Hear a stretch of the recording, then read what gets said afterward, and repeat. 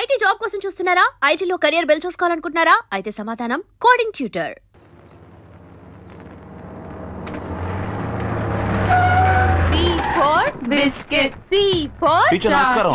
ఓటేసేయండి.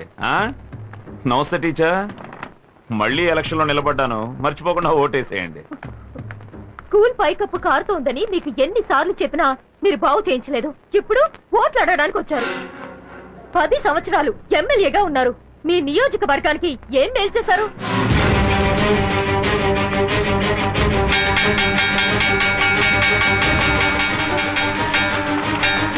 రాయ్, తలుపులేసేంట్రా.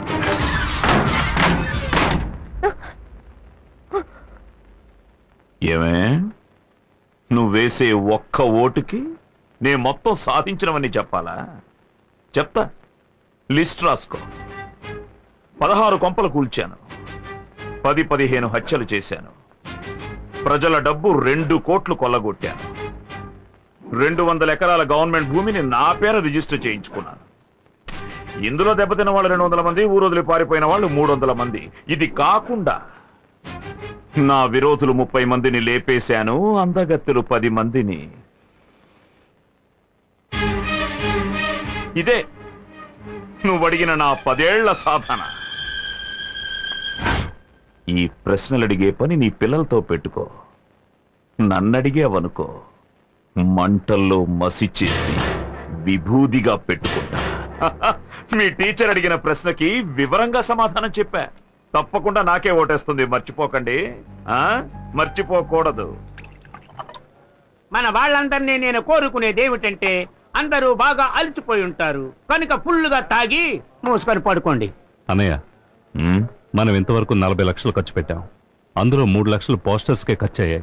కానీ వాళ్ళు ఇంతవరకు ఒక్క పాంప్లెట్ కూడా పంచిపెట్టలేదు. అది మాత్రమే కాదన్నా, మన పేరు లేని గోడే లేదు. వాళ్ళు కనీసం గోడ మీద గీత కూడా గీయలేదు. ఇంకా నువ్వు మాట్లాడకూడదు. అయ్యా, మీరు వెళ్ళని సందు లేదు, దూరని ఇల్లు లేదు, చూడని మనిషి లేడు. అంతెందుకు, పట్టుకోని కాళ్ళు కూడా లేవు.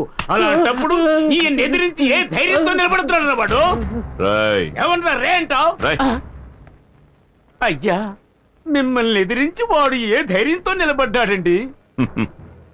ఉట్టికెగరలేనమ్మ స్వర్గానికి ఎగరాలనుకున్నట్టు వీడు నన్నేమీ చేయలేడురా. పోయిన ఎలక్షన్స్ లో 1 లక్ష ఓట్ల తేడాతో గెలిచాను. ఈ ఎలక్షన్స్ లో మొత్తం 3 లక్షల ఓట్లు నాకే. అన్నా అన్నా, తెల్లతోనే బాంబు వేసేసాడన్నా. అంతా అయిపోయింది, కొంప మునిగిపోయింది. మీరు ఓడిపోవడం ఖాయమన్నా. ఏంట్రా వాగుతున్నా? నేనేం వాగట్లేదన్నా. ఆ టీవీ చూసి ఊరే బొగ్గుమంటోంది. వెళ్ళండి అన్నా, వెళ్ళి టీవీ చూడండి. ఇకపైనే అసలు పని మొదలవుతుంది. రాయ్,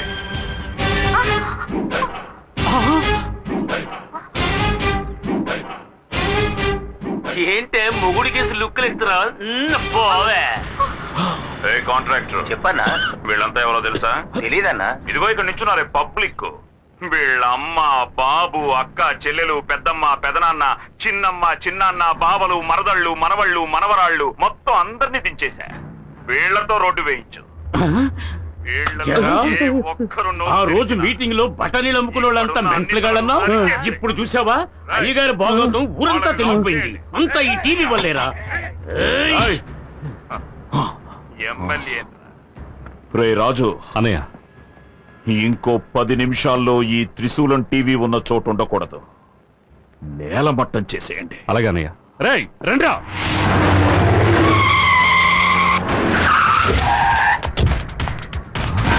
త్రిశూలం టీవీ కొత్త చిరునామా నంబర్ 10, రాజీవ్ నగర్. ఇక్కడ జరిగిన గొడవకి ఆ దుర్మార్గుడు భుజంగమే కారణం. నేను నిఖార్సైన వాణ్ణయ్యా. ఈ దేశ ప్రజలకు ఏదైనా మంచి చేయాలనుకుంటున్నాను. నా కడుపు రగులుతోందయ్యా. నా ఉసురు తగిలి వాడు ఏదో ఒక రోజు ఖాళీ మాడి మసైపోతాడు, నాశనం అయిపోతాడు. అన్నయ్య, లైవ్ లో చూపించి పరువు తీసుకున్నాడు రా. ఏం పీకుతున్నావు అక్కడ? అడ్రస్ మార్చేశాడు అన్నయ్య, వెతుకుతున్నాను.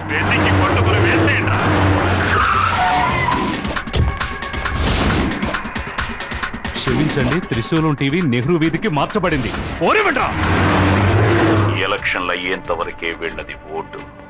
అది పూర్తయ్యాక ఇవన్నీ పరమ వేస్ట్. ఆ తర్వాత నీ మెడ మీద వేస్తాను. కత్తి వేటు. ఉన్నమాట చెప్పాలంటే వాడే వేశాడు మీకు వేటు. ఇంకా ఏం చేస్తున్నావురా? అన్నయ్య అడ్రస్ మళ్ళీ మార్చేశాడు. ఇది కాకుండా నా విరోధులు 30 మందిని లేపేశాను, అందగత్తెలు 10 మందిని. ఆరు దుర్మార్గుడా.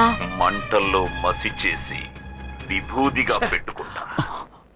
తను కేవలం తీగలాగితే దాంతో మీ డొంకంతా కదిలిపోయింది. అయితే ఒకటి, తాను మిమ్మల్ని అవమానించడం కోసం అలా అడగలేదు, కెమెరాకు సూట్ అయ్యే ప్రశ్నలే అడిగింది. మీరు కొంచెం మేకప్ తో వెళ్ళుంటే బాగుండేది. మూసుకో. మళ్ళీ క్షమించండి, త్రిశూలం టీవీ పాత అడ్రస్ కే పాత అడ్రస్ కే. త్రిశూలం టీవీ ఇదే అడ్రస్ లో సంచలన వార్తలతో రండి పెడదాం.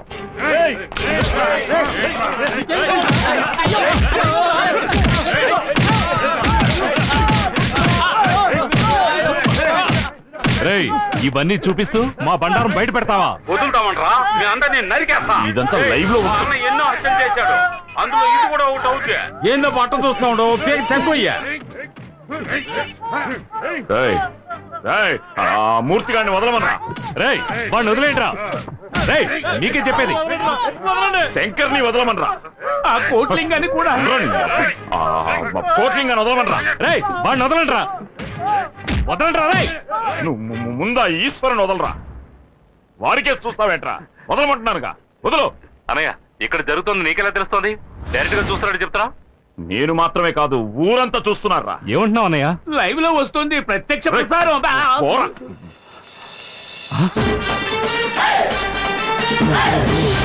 మేము గెలవడం కోసం ఎన్ని హత్యలైనా చేస్తావురా. వెంటనే వచ్చేయండి రా.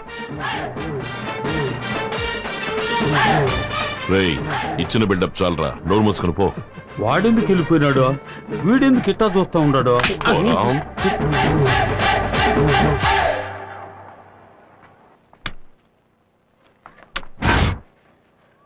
ఇండిపెండెంట్ అభ్యర్థి శివలింగం 17 ఓట్ల మెజారిటీతో ముందంజలో ఉన్నారు. నియోజకవర్గంలో రామ్మూర్తి 5000 ఓట్ల మెజారిటీతో ముందంజలో ఉన్నారు. ఆత్మకూరులో భుజంగం 28 ఓట్ల ఆధిక్యతతో ముందంజలో ఉన్నారు.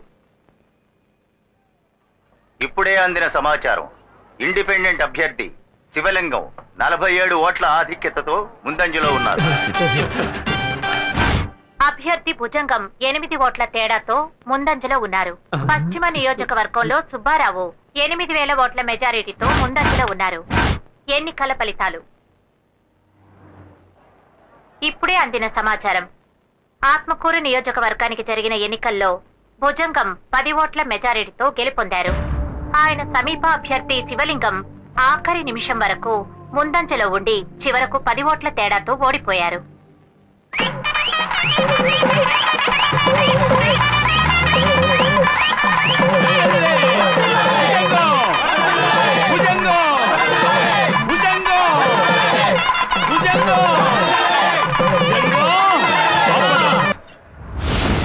ఎందుకురా పూలమాల?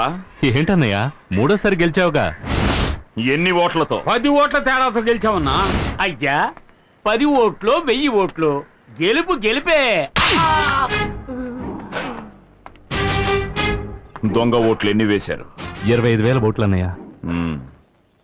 అవి వేయలేదంటే చెప్పరా. వేయలేదంటే ఓడిపోయి ఉండేవాళ్ళం. నేను ఓడిపోయే పరిస్థితి కలిగించింది ఎవర్రా? ఎవర్రా? ఈశ్వర్ అన్నయ్య. ఏంట్రా ఈశ్వర్? రాయ్, ఆ పూలమాల అలాగే ఉంచుకోండి. వాడి శవానికి వెయ్యాలి. రాయ్, లాక్కురండి రా వాణ్ణి.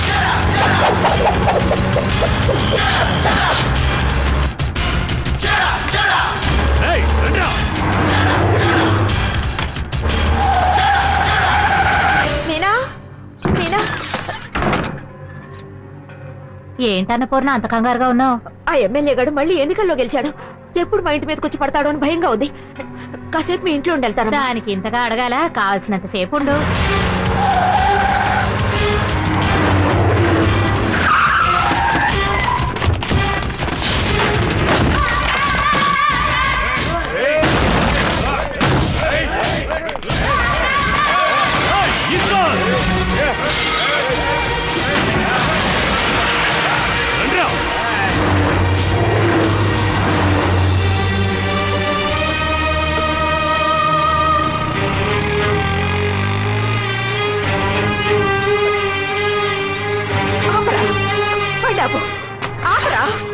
ఏంటమ్మా ఎక్కడ ఉన్నావు? నాతో బయలుదేరు. ఎక్కడికి? ఎన్నికలు పూర్తయ్యాక ఎక్కడికైనా నాతో వస్తానన్నావుగా. అన్నా నువ్వు అందుకని ఇలా ఉన్న పాడంగా ఏం మాట్లాడుకు, నాతో బయలుదేరు. బట్టలైనా మార్చుకొస్తానమ్మా. ఏం అక్కర్లేదు, పద పోదాం. పోనీ. ఎక్కడికమ్మా? శ్రీశైలానికి. శివ శివ శివ శివ శ్రీశైల క్షేత్రం ఈశ్వరని. రా.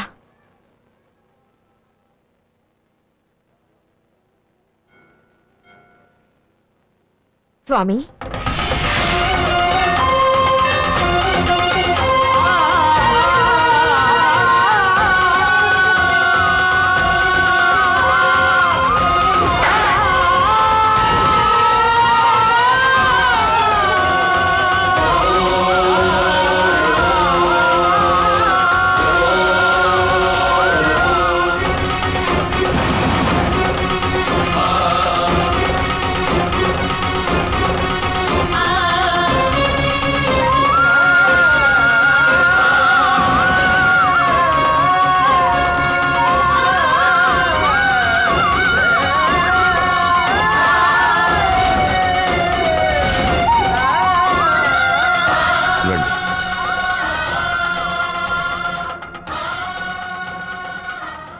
స్వామి, మీరొచ్చు మా అబ్బాయిలానే ఉన్నారు. ఇక్కడికి వచ్చే వాళ్ళందరికీ నేను బిడ్డలాంటి వాడిని. చెప్పండి. మా అబ్బాయి చూడ్డానికే మీలా ఉంటాడు, కానీ మీలో ఉన్న సహన గుణం మచ్చుకు కూడా మా వాళ్ళలో లేదు. చిన్న పెద్ద తేడా లేకుండా న్యాయం ధర్మం అంటూ గొడవల్లో చిక్కుకుంటూ ఉంటాడు. ఒక దైవం కరుణాస్వరూపం అయితే ఇంకొక దైవం ఉగ్రస్వరూపం. దేవుళ్లలోనే ఇన్ని తేడాలున్నప్పుడు మనుషులు ఒకేలా ఎలా ఉండగలరు? నేనలా అనుకోలేకపోతున్నాను స్వామి. నా భర్త అర్ధాంతరంగా చనిపోయారు. ఆయన చావు సహజమైంది కాదు. వీడిలా ప్రతి సమస్యలోనూ తలదొచ్చడం వల్లే దుర్మార్గులు చంపేశారు. అసలు ఆయన చావుకి కారణం కేవలం కోపం, ఆవేశమే. ఏంటమ్మా ఇవన్నీ చెప్తావు? నువ్వు ఊరుకోరా. ఏ ఆవేశం కోపం మా ఆయన్ని చంపేశాయో అదే ఆవేశం కోపం వీడికి కూడా వచ్చేసాయి స్వామి. నా భర్త నాకు దూరం అయినట్టు నా కొడుకు కూడా నాకు దూరం అయిపోతాడేమోనని భయంగా ఉంది. మీరే వీడి మనసు మార్చాలి స్వామి. కొంతమందికి చెప్తే అర్థమవుతుంది, కొందరికి అనుభవిస్తేనే అర్థమవుతుంది. మీ అబ్బాయి ఏ కోవలోకి వస్తాడో నాకు తెలియదు. మీ అబ్బాయితో నేను కొంచెం విడిగా మాట్లాడచ్చా? అందుకే స్వామి వీడిని తీసుకొచ్చాను. ఒరే, వెళ్ళి స్వామీజీతో మాట్లాడు. ఏంటమ్మా నువ్వు? పోరా.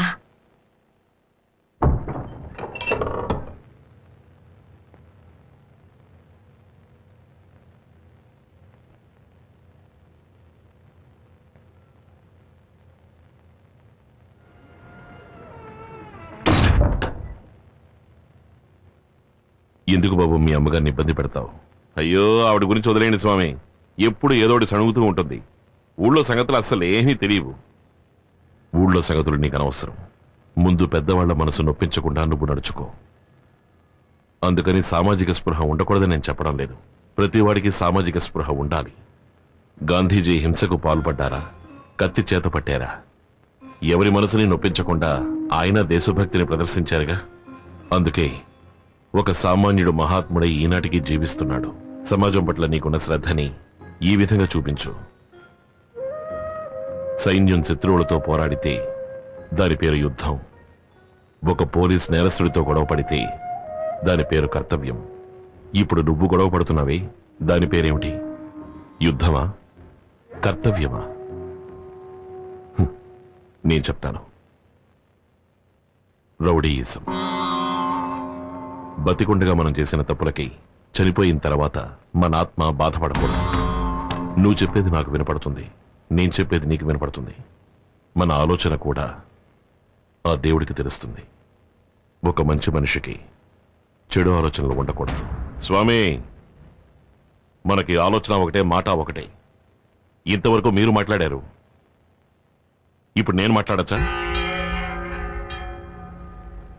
రావణాసురుడిని అంతం చేశాడే శ్రీరాముడు, ఆయన ఏమన్నా పోలీసా?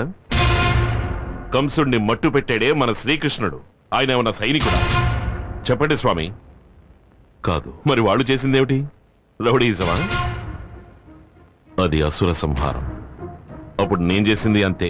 అందుకని నేను దేవుణ్ణి కాదు, స్వాములవారిని కాదు. స్వామి, మీరు జ్ఞానులు, ఆధ్యాత్మిక చింతన ఉన్నవారు. మీ లక్ష్యం ప్రశాంతంగా జీవించడం. కానీ నేను ఒక సగటు మనిషిని. జీవించడమే నా లక్ష్యం. ఈ కలికాలంలో జీవితమే ఒక పోరాటం. నేను పోరాడి తీరాలి. గుడికొచ్చే వాళ్లలో 190% మంచివాళ్ళు. వాళ్లతోటే మీ జీవితం. కానీ సమాజంలో 190 మంది హంతకులు, దొంగలు, దగాకోర్లు, దోపిడీదారులు, పోకిరీలు, పోరంబోకులు. వాళ్లతోటే నా జీవితం. నేనెలా ప్రశాంతంగా ఉండగలను? మీరు చెప్పినట్టు ఈ కాలంలో ప్రశాంతంగా ఉండాలంటే ఉండొచ్చు. కానీ ఎలా? ఇంట్లోకి జొరబడి చెల్లెలు చేపట్టుకుని లాగుతారు, చూస్తూ ఊరుకోవాలి. ఫ్రెండ్ని నడి రోడ్లో రౌడీలు కొడతారు, నరుకుతారు, చూస్తూ ఊరుకోవాలి. అయిన వాళ్ళు ఆస్తంతా దోచుకుపోతారు. అవన్నీ సహిస్తూ చూస్తూ ఊరుకోవాలి. నేను చెప్పినవన్నీ వదులుకుంటేనే ప్రశాంతత కలుగుతుంది అంటే ఆ ప్రశాంతత నాకు అనవసరం. అనుభవించిన వాడు చేసే ఉపదేశానికి, అనుభవించని వాడు చేసే ఉపదేశానికి చాలా తేడా ఉంది. సరే, మీరు దేవుణ్ణి నమ్ముతారుగా? దేవుడి ఆశీస్సులు, కృపా కటాక్ష వీక్షణాలు మీకున్నాయిగా? అంతెందుకు, మీకు శక్తి ఉందని ప్రజలు నమ్ముతున్నారు కదా. అది నిజమే అయితే 3 మాసాలు 90 రోజులు నా స్థానంలో మీరుండండి, మీ స్థానంలో నేనుంటాను. మీ స్థానంలో నేనుండడం గొప్ప విషయం కాదు. 3 మాసాలు అక్కడ నుండి వచ్చిన తర్వాత మీరు ఏమైనా చెప్పండి. సహనంతో ఉండమంటే సహనంగా ఉంటాను. తిట్టద్దు అంటే తిట్టను, కొట్టద్దు అంటే కొట్టను, నించోమంటే నించుంటాను, కూర్చోమంటే కూర్చుంటారు. అంతెందుకు, చచ్చిపోమంటే చచ్చిపోతాను. ఇది మీ మీదొట్టు.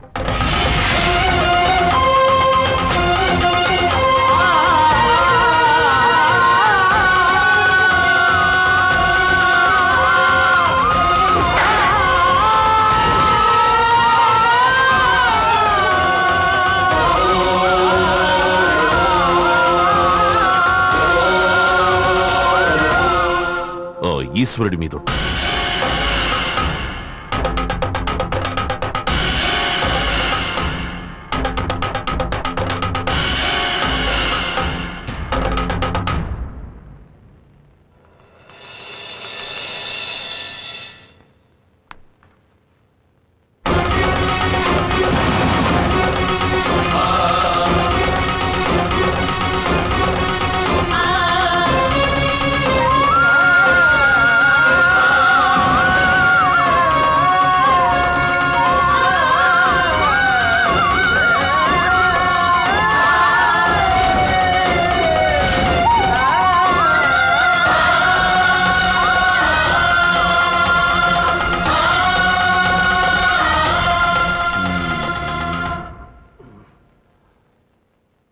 వెళ్ళి బయట ఉన్న మీ అమ్మగారిని పిలుచుకురండి. ఏంటి అలా చూస్తున్నారు? ఇంకో